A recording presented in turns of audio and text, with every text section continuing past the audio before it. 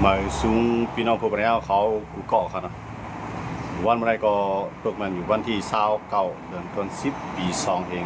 25เอาขามาพบกับยากันในข้าวยาม6ค่ำกัน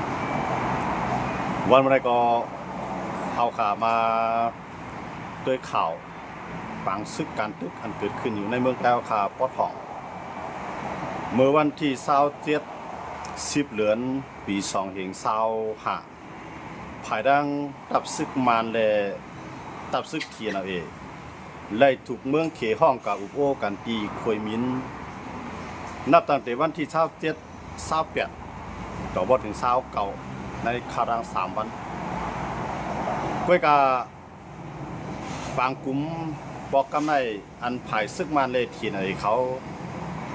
ตกลงไล่ใส่กันได้ก็ภายดังตับซึกเทียนเอาเขาเดี๋ยวยอมถอยถอนออกเวียงเมืองกุดเลเวียงเมืองมิดอาปันซึกมันอยู่สร้างกินเศร้ากว่าขึ้นแทงอันนั้นก็บอกว่าทีนเขาย่อมซุ่มบันแทงเวียงเมืองมิดเลเวียงเมืองกุดอันไหนในขอตกลงไล่ใจกันก็ได้เพราะว่าซึกมันในเวียงเมืองกุดไล่กว่าเวียงเมืองมิดเนี่ยบอกว่าอันหน้าที่เทียนเขาเยื่องอ่านตัดที่เป็นเจเมืองประลองอันวันนั้นก็ไฮไลท์กว่าในต่างนอนฝันเดียวเวียงเมืองกุดเลยเวียงหนองเขียว2เวียงในเปลี่ยนเวียงอันที่เขียนให้เขาเลยตั้งพีดีเอฟผมมือกันเสียเลยดึกซิมออกมาไล่ภายใต้กำมือซึกมันมวนตาได้ยังอ่านเป้าหมายสูงสุดก็ตานตาเดเวียดล้อมไว้ซึกมันนางฮือเตรียมจะเอาเฮียงตั้งเวียงเฮียงซึกมันตั้งเวียงหรือออกมาตึกต่อในพื้นที่อันเศร้าคือ3 จุ่มพี่น้องยึดคุมกำไรตับซึกเทียนอะไรก็มาห้องเอาตับซึกธนูกว่าอยู่ปักเศร้าไว้ตีตังตับปิกจริงก้อยกากำลังสุมาตับปิกจริงก็ไล่ถูกซึกมานเขาซิมออกอะไรขึ้นเย่าก็นองเขียวก็ซึกมานซิมกว่าอะไรขึ้นเกิดไว้เวียงเมืองกุดเวียงเมืองมิดที่ไหนไปซิมไหลเมืองตั้งก็ได้มีไว้เวียงสีป้อเกี่ยวเมก้อยกาโมเลวซึกมานซิมไหลเวียงหนองเขียวเวียงตับปิกจินย่าก็เวียงสีป้อเวียงเกี่ยวเมสีเวียงในซึ่งมันซิมเอาไรว่าเสียซึ่งมันซิมไรสีเวียงในซึ่งมันก็มีแผนการตัดเดซิมเอาป้าเวียงเมืองกุดเวียงเมืองมิดยาก็เวียงกดขายต่อบอถึงแสนวีโคบอถึงนำตูอันจะได้เป็นเป้าหมายที่ซึ่งมันที่อันซิมเอาไรภายในปี2025ก่อนจะมีปังเลือกตั้งครับเนาะก็กาเมืองเขตสัมพันธ์ว่าพอได้สืบยืนยาวปังตึกกว่าจังนั้นได้เตะตุ้มเตื้อต่อไปมากมีเมืองเขตซึ่งมาก็ย่อซึกมันเลยทีหน่อยในตื้นหรืออะไรมีข้อตกลงกันสีตื้อสีอันยาวเนี่ยพอเดี๋ยวซึกมันตึกซิมอะไรกำเวียงนั่นมันมันจะหนังทีหน่อยเขาก็ซุ่มน้ำกำในซึกมันก็ไกวน้ำตั้ง2 ผายในมันมีลองลูซุ่มน้ำไกวการลูซุ่มน้ำในทั้ง2 จุ่มในก็จะเป็นคนเมืองในพื้นที่กำในก็มีลองตกลงงบงี้กันเมื่อวันที่29ในก็วันที่29เมื่อในก็ปืนเผามาเป็นทางการครับว่าทีนายจะยอมถอยถอนปันตับซึกในเวียงเมืองกุดตั้งเสียงยาวก็เวียงเมืองมีตั้งเสียงเพราะเป็นฉะนั้นเพราะว่าตั้ง2 ฝ่ายที่ต้องตกลงซึกทีนายนั่นจะเลยถอยออกเวียงเมืองกุดเวียงเมืองมิดยาวก็สีป้อเกี่ยวเมน้ำตูได้ไปลัดป้าครับย้อนบ่ซึกมาในน้ำตูในก็เป้าหมายซึกมันก็อันมีอันเอาอีกแล้วก้อยกาว่าตีเฮ็ดจึงคือเลยเอาในข้อตกลงนั้นสามีว่าซึกเขียนในดีถอยถอนตับซึกก้อยกาซึกมันเต็มในใจเครื่องบินอันในซึกมันก็ทับปากไว้อยู่เนาะก้อยกาว่าตอนเฮ็ดจอมได้ไปจังฮู้ไล่ซึกมันก็จัง2 ฝ่ายตกลงว่าซึกเขียนเอาถึงไว้ที่ไรก็อยู่ไว้ที่นั้นซึกมันถึงไว้ที่ไรก็ให้อยู่ไว้ที่นั้นบอกว่ามื้อเดือนในซึกมันได้3 ไว้เวียงน้ำตูดังหนึ่งอันนั้นก็บอกว่าซึ่งมันก็เต็มถอยทีนั้นก็ที่เวียดนามตัวที่มีอยู่บอกว่าที่ไปถอยย้อนเบอร์ในข้อตกลงนั้นตกลงกันว่าตั้ง2 ฝ่ายซึกถึงที่ไรก็ให้ถึงที่นั่นอยู่ไว้ก่อนอย่าไป10 พิบเพิ่มแถมยังซึกใส่ในพื้นที่กันตั้ง2 ฝ่ายซึกเขียนอะไรก็อย่าไปแถมเข้ามาจู้ซึกมันก็อย่าไปแถมเขาจู้ซึกเขียนเอาเองนับตั้งแต่เตียงขึ้นคำไหนค่ะเนาะเตียงขึ้นกำนำในการอุโบตั้งการเมืองเลยในการตกลงขอ ในการกึดตึกกันเท่านั้นกำนำก็กูเมืองเขาเนาะมันได้ไปเอาแลนแคนมันขีดเส้นตายไว้ให้เป็นเที่ยงคืนอันนั้นก็หมายถึงว่าวันเที่ยงคืนของวันที่29วันมื้อไหนครับนะถึงเที่ยงคืนค่ำคืนไหนประมาณในขายามมื้อได้ไผก็เนี่ยติเอาที่อยู่ข้างไผข้างมันยันบ่พอถึงเที่ยงคืนมาได้เลยแห้งซึกเจ้าเก่าถึงดีไรก็ได้อยู่ไว้ที่นั่นก็เนี่ยยันบ่จะนั่นแหละข้าวยามไหนมันไปตึกกันในสตาก็กูไปๆเนี่ยเราข้าวยามดีสิเลยเพิ่มแถมยังซื้อเอาดีอยู่ไว้อยู่ก็ว่าติดตึกกันก็เป็นไรอยู่ในคำขึ้นในครับก็ว่าก่อนที่ถึงเที่ยงคืนค่ะนะก่อนที่ถึงเที่ยงคืน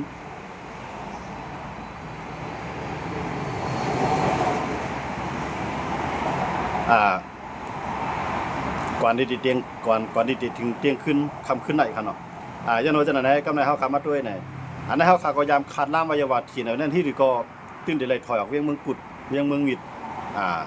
ซึ่งเฮาขายามขาดน้ำไว้อยู่ก็กะมันพิษที่เฮาขาดน้ำมาเยี่ยมมื้อเช้าเนี่ยเฮาขาก็ด้วยเขาไล่ว่าเพราะว่าที่น่ะเขา PDF เขาเรียกกูจุ่มพร้อมกันได้ซึกมาเนี่ยมีตังเลือกแต่ได้ไรขึ้นง่ายๆก็กะเพราะว่ามันมีกึดเถียนจุ่มเดียวในสังเสว่ากึดบางตึกเสได้ตึกได้10เฮ็ดบางใต้จุกขาเร็วเสต่อสู้อยู่ทั้งก้อยก็เร็วได้ซึกมันก็รัดไว้พูดขาดแล้วเนาะรัดไว้จังๆเลี้ยงๆว่าเถียนมีตังเลือกอยู่2ตังได้ตังนึงได้ถอยก็อยู่เวียงถอยก็อยู่เวียงวันตรงสิดองจอกมีค่ะเนาะย่อก็น้ำสั่น2เวียงได้ย้อนเบอร์มันไหลมักมันไว้ในปักเปิงลักมือ28ไทยเป็นที่ป้อมงำตัวเก่าของตับซึกเถียนเขาเลยพี่น้องลอยตาเขาย้อนเบอร์จังนั้นนะพวกเถียนย่อมเฮ็ดจอมหนังที่ซึกมันย้อนมาปองว่าเถียนได้ซึกมันนั่นที่เป็นอ้อยหลีกันไรขึ้นอยู่อันนั้นเป็นความหมายของซึกมันปองว่าเถียนนั้นก็เตรียมร่วมก็การที่ไรเฮ็ดก่อนตั้งซึกมันเสียสร้างปัญหาต่อเมืองใต้แห่งอันนั้นเป็นเป้าหมายของซึกมันครับก็กว่าเถียนนั้นน้ำย้อนเปิด1ตั้ง1ได้ยิบมือไว้เถียนเอายิบมือไว้ PDF เขาเลยซึก PDF ผายมันเลยซึก PDF ผายธนูยิบมือไว้จังได๋ซิเด็กกึ่งกลางปล่อยก่อนได้นะจุ่ม PDF เขาก็เตรียมเพียงพอใส่มันแจ้งว่าเถียนในเขาหลอกใส่เฮาไว้ลงย้อนเบิกเขาหลอกไรนาดินนาเตียนกว้างควางเขาหลอกไรเจเมืองเลยเขาหลอกใส่เฮาไว้ลงอันนั้นมันซื้อไว้เดียจะจังตั้งไผ่พี่เขาก็ได้หันพิษเนื้อเทียนเลยยันบ่จังได๋เทียนนั้นตึกกูตั้งแทงตั้งนึงก็ปล่อยข่าวตู้ข่าวพังว่าSPP โฮมซึ่งมาย้อนเบ่ว่ามันเจอหนังเก้ากลางก็อำจ้อยเฮายักไข่ก็อำจ้อยเฮาก็ลึงกึดเฮาก็เร็วก็ได้มีตั้งเลือกเนี่ยอันนั้นเป็นเส้นตั้งลงเส้นตั้งถอยดีที่สุดหนังฮือเตอำถูกกวนเมืองเจอปันแฮงหันพิษย้อนแทงตั้งนึงก็หนังฮือเตอำถูกจุ่มเจือนลุกขึ้นต่างจุ่มเจือนไปตึกนั่นหันพิษมื้อจ้าเนี่ยเถียนนั่นเขาก็ว่าให้อย่างไรกูจุ่มเนี่ยมาจอยเฮาอย่างไรกูจุ่มเนี่ยพร้อมกันเสเข้าบางตึกอันนั้นพวกมาอยู่ในฐานะใต้เฮาขาดเสตัวเนี่ยสังว่าซึกใต้เฮาเลกูเจ้าคืออันยิบกองกลางในเมืองใต้นั้นตกลงไหลใจกันว่าเปลี่ยนคือเปลี่ยนกันเอากันว่าป้ากันเป็นข้าวเย็นโฮป้ากันอุ่นน้ำขุนก็เฮาได้โฮมป้ากันใส่เฮาได้10ไปเส้นตั้งต่อสู้ต่อซึกมันเสร็จเลยปลดปล่อยเมืองใต้นั่นก็ให้เมืองข่มตุ่มตู้ในกวนปังไรซึกมันเนี่ยสังว่ามีข้อตกลงไล่ใจกันนั้นได้ใต้เข้าปังตึกในได้ใต้พี่เต็มๆอ่ะก้อยกาเปิ้มาด้วยในมันเจอนางตับซึกMNDเก้าก้างเขาก็ยันเปิ้ไข้ควักหน้าที่อันที่ไล่ตั้งเหล่าก้ายจังมันอีน่ะมันเก็บน่ะไล่ตั้งกวาดเมืองโกจังได๋มันอีน่ะมันเก็บน่ะหนังหือมันได้กว้างตื้อมาเหลือเก่าสิเลยทุยแฮงซึกไล่ควักหน้าดินไล่เก็บซึกไล่เพิ่มแถมแฮงกวนไล่นั่นน่ะเขาก็ควักหน้าที่แต่ได้ควักหน้าที่นั่นเพราะมายิบมือเถียนเอานั่นจังควักมาย้อนบ่ซังบางปืนตี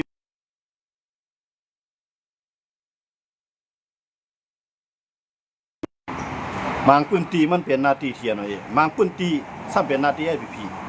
เห็นนั่นสิได้ต้องว่าเก้าก้านั่นก็กะละยิบมือกันตอนตัดได้ควักหน้าที่กำลังอยากขายในมาอยู่ในเมืองใต้มาอยู่ในเมืองใต้ในพวกจอยเถียนเอาเองมันก็มาอยู่ในหน้าที่เถียนน่ะสิเลยต้องมีการซึกไว้อยู่ก็กะเลยมาจอยกันทีเลยแต่ว่าตั้ง3จุ่มในมือติจ้าเปลี่ยนมามันก็ซึกมาในยอมรับป้าเขาเสียไหน3จุ่มในสู่เป็น3จุ่มอันก่อตั้งขึ้นมาใหม่แค่สังเกตว่าสู่ใครอยู่การเมืองก็วางกองกลางเสเข้ามาอุบแลซึกมาในตินวานั้นไว้จะมือปานเต็งเสียงคั่นเนาะย้อนมาจังนั้นกำไรหนังคือเขาได้มีตัวเต้มาตัวต้นตัวเต้ขึ้นมาแล้ว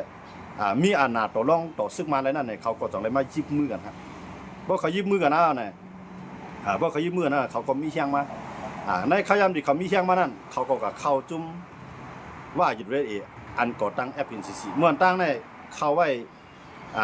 ว้ในจุ่ม UNFC ครับเนาะเข้าไว้ในจุ่มของ UNFC อันกุนหมอเขาอินปลาเขาอันโหเข้าไว้ในนั้นในเพื่อกับคางก็เอาน้ำยัดน้ำต้นในการเมืองการซื้อให้แลเผื่อถึงเก้าก้างเขาเนี่ยปังตึกคางก่อมจ้อยเผื่อถึงเนี่ยปฏิมาสูงจึงได้เนี่ยปังตึกคางก่อมจ้อยเผื่อถึงเนี่ยทีเนี่ยปังตึกคางก่อมจ้อยเสกำเรือนมา UNFC เขานั่นก็แตกกว่าเหมือนเจ้าหนังม้อนอันเข้ากับโฮมเจ้าหนังม้อนก็ถอยมากำเรือนมาก็มาลง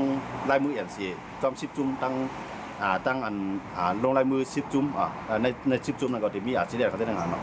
ยังไม่ฉะนั้นเงาตีเปลี่ยนมาใน3 จุ่มพี่น้องโฮมพร้อมกันมาตาเด็กเข่งตาต่อซึกมันกำในตีอันว่าอยู่เลยลายลงลายมือเอ็นซีนั่นก็ย้อนเบอร์สั่งนะย้อนเบอร์มึงเขียนในหันว่าเพราะว่าลงลายมือเอ็นซีว่าในมันกุ้มกำไร7 จุ่มกำในเหมือนเจ้าหนัง10 จุ่มก็ลงลายมือเอ็นซีมันมีจุ่มใหญ่มันอยู่2 จุ่มมีเสด็จเขียนอยู่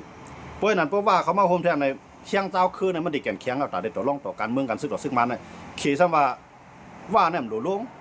ว่าในหลุดตั้ง UNFC ขึ้นมาหนังคือมันจะเปลี่ยนกว่า2 เครื่อง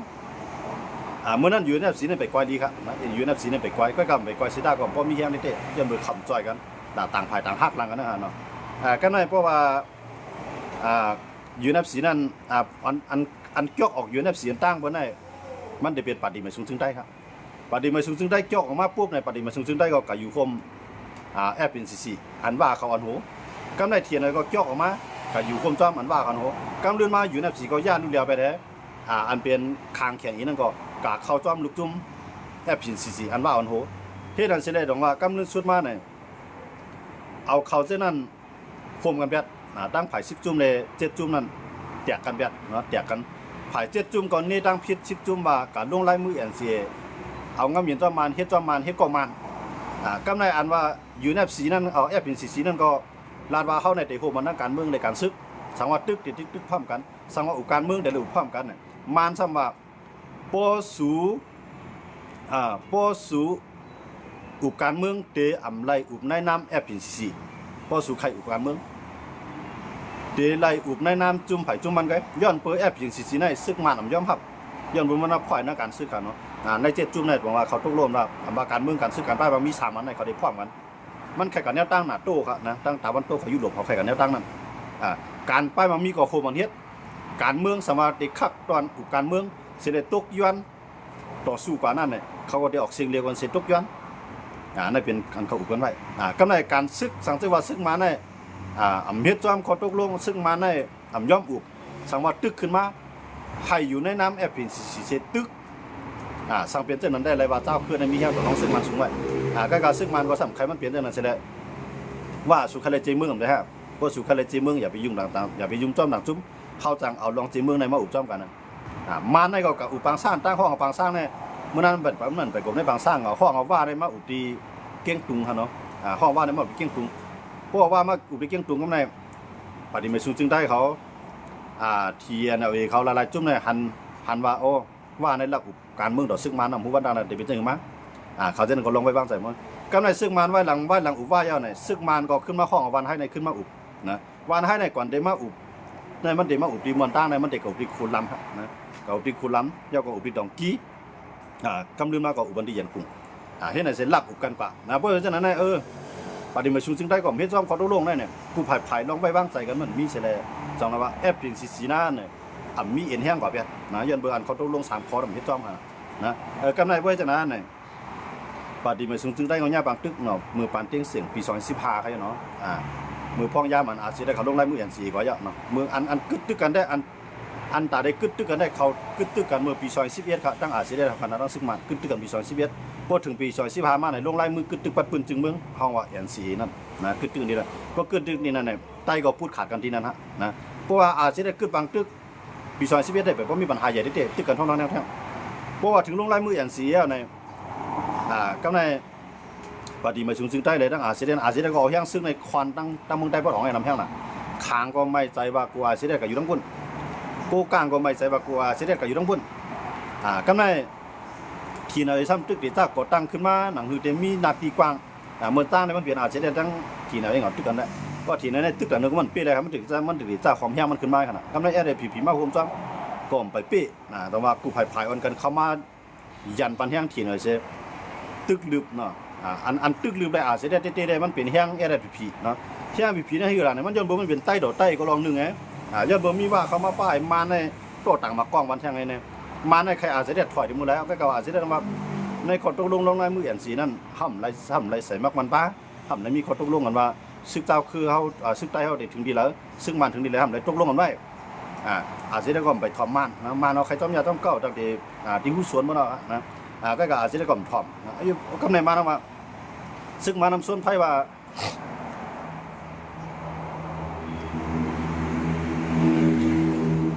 ซึ่งมานำส่วนไพ่ว่าพ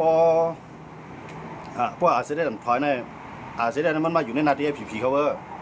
มันมาอยู่ในนาทีเทียนเลยครับมันป่วนเปลี่ยนในเจ้าคือในเมืองใต้ก็ดีจังเปลี่ยนปัญหาใหญ่วันตั้งนานหรือให้อาเซียนถอยมาในเอาลงในเสียได้เหมือนเจังว่าพีก็อาเซียนมาอยู่ในนาทีตีลงใน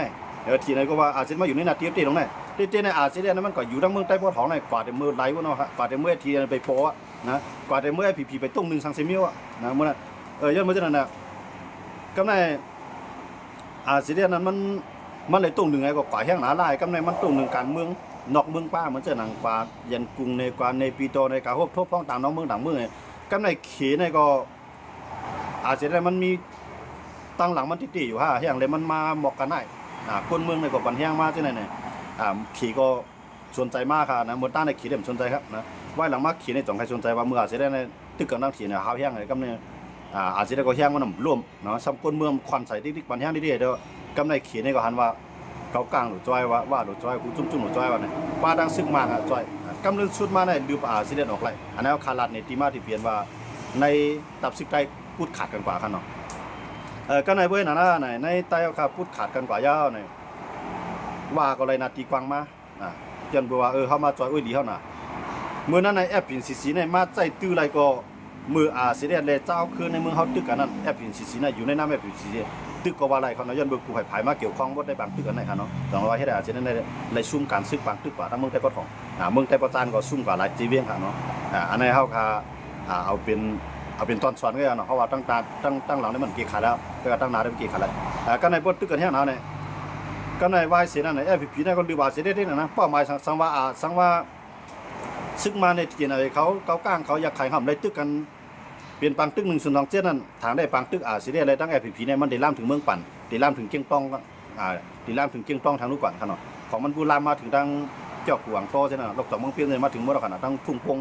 เส้นของมาถึงเมื่อขนาดแกซึกว่าได้ซึกกับพีเขาเข้ามาที่นี่แต่ว่ากำลังส่วนมาเนี่ยเสียได้อะไรตั้งพีก็มันใจร้ายครับเพราะเขาเด็กกันเพราะเขาเด็กมังในดิ๊กได้เขาขึ้นได้ทั้งสองฝ่ายก็หาล็อกไล่ขึ้นกันเพื่อขาขึ้นกันในพีก็ขึ้นในทุ่มมือตั้งห้องยื่นมือตั้งห้องในเกาก้างก็เอาว่าเกาก้างก็เอาว่าก็เอากำในยาไข่ก็เอามังซุนค้างก็เอามังซุนทีนายก็เอามังซุนพีเดียมก็เอามังซุนนาตีปฏิบัติซุนจึงได้ในเต็มเลยสังอ่ะยื่นมาจนอะไรมาย้อนกึศต่อปังตึกต่อเสียกำในเสียก็เต็มเลยสังว่าเขามาที่ตั้งสองฝ่ายในง่าหมักงูเกขีบเฉลยกำลืนมาอุบกันอะไรขึ้นอุบกันอะไรขึ้นพีก็ถอยเสียก็ถอยถอยจากกันนั่นขึ้นตึกกันนั่นขนาดนั้นตึกกันมือจ้างเขาตึกกันมาในพวกมาถึงในหนีกันดีเนาะถึงในหนีน้ำจ้างเขาขนาดเขาตึกกันมาในขนาดก็กล่าวว่าตั้งสองฝ่ายในง่าเปิ่นหลอกง่าเปิ่นอ่อยยาบุยยาเมาไอ้มังกันกินหมักคือวายก็หัวคือกับเครื่องไม้มังกันจนตีอะไรกำลืนซื้อมาเนี่ยกำลืนซื้อมาเด็กไก่ทั้ง2 จุ่มเลยแต่ว่าจะมากึดตึกต่อกันมากึดตึกต่อกันสิต้าก็ใจว่าปฏิมาซุงจึงได้ในเฮ็ดจอมขอตกลงใจตั้งตัวตาไล่คามึงขึงจะไหนพอดีมาซุงจึงได้ในตึกจอมบางอาจจะได้จอมจอกจอมทอกจอมชอกจอมเต๋าแต่ว่าถึงไล่คาจะไหนจอมชอกจอมเต๋าได้กำไรตั้งกิ๊กตั้งหลัดในเอืองในบ้านที่ไหนจะได้ไว้มันจะอาจจะเป็นมานั่นขนาดเนาะจอมลูกจอมลำกินข่าวอาจจะได้ที่ไหนลูกก้นมันกูก้นหวานลาดก็กับบางก้นหวานเนี่ยอันนี้เป็นพื้นทางให้ลงปฏิมาซุงจึงได้เลยของเสียวขึ้นจึงได้ต้องสัมผัสอันนี้ก็เป็นรองตั้งที่ว่าในไต้เอาคาอยากงากันพูดขาดกันกว่าขนาดอันนี้ก็เป็นอันดีเซลมองใส่จอมอยู่กำไรเอาคาขึ้นมาด้วยเนี่ยเพื่อจะนั่นเนี่ยเพื่อ1027เกิดขึ้นในเกาก้างก็ว่าหื้อเนี่ยเกาก้างเลยอยากขายเนี่ยซึกเมืองเขเขาห้องกับอุปางกลุ่มต่างๆที่เคยมีครับก็ในอยากขายในมาอยู่ในเมืองใต้ในมันไปมีเพศออกเพอนะภายใต้ก็มันตึกภายข้างมันตึกภายใต้ก็มันก็จริงๆเพื่อกับขีดว่าตาอยากขายที่อยู่ในเมืองใต้อะไรเนี่ยอยากขายแต่ไรผมรวมปันตอแก๊สเมืองเขตอแก๊สตอน้ำมันเนี่ยอย่าไปให้พีดีเอฟเข้ามาอย่าไปให้จุ่มไหลเข้ามา ย้อนเบิ่งมื้อนั้น PDF เขาได้จักก่อตั้งในเมืองใต้ขึ้นมานั้น PDF เขามีเป้าหมายอย่างอ่านว่าลักสัญญาณพงเนาะแห่งลักเน็ตลักสังและลักพงเนี่ยอันเป็นอันเป็นของซึ่งมาใน PDF เขามังไว้เรื่อยๆก็ได้ PDF เขานั้นมีแนวตั้งไปวนว่าพวกเข้าไปมังไปตอแก๊สเมืองเขียนในจุดเด็ดจอยซึ่งมาเนี่ยเข้าหลุมมังไปตอแก๊สเมืองเขียนเนี่ย PDF เขาได้เขามาวางแผนเอาแต่ได้มังฮะนะแต่ได้มังไว้ตอแก๊สเมืองเขียนเนี่ยนะเมื่อนั้นใน PDF เขานั้นก็มีเขาว่าอะไรว่าเฮียงเขาก็ไปบ่มีเด็กๆก็หนังได้สร้างผลงานเขาเนาะสร้างนาการเขาเนาะเขาวางแผนได้ซิมเบ็ดตอแก๊สเมืองเขียนเพื่อจะได้เมืองเขียนได้ทั่วเพใหญ่ลงอ่ะนะแก๊สนั้นมันได้หัวนะพวกในเมืองใต้ก็ได้ยากกินน้ำก่อนพวกแก๊สหูโตน้ำมันหูนะ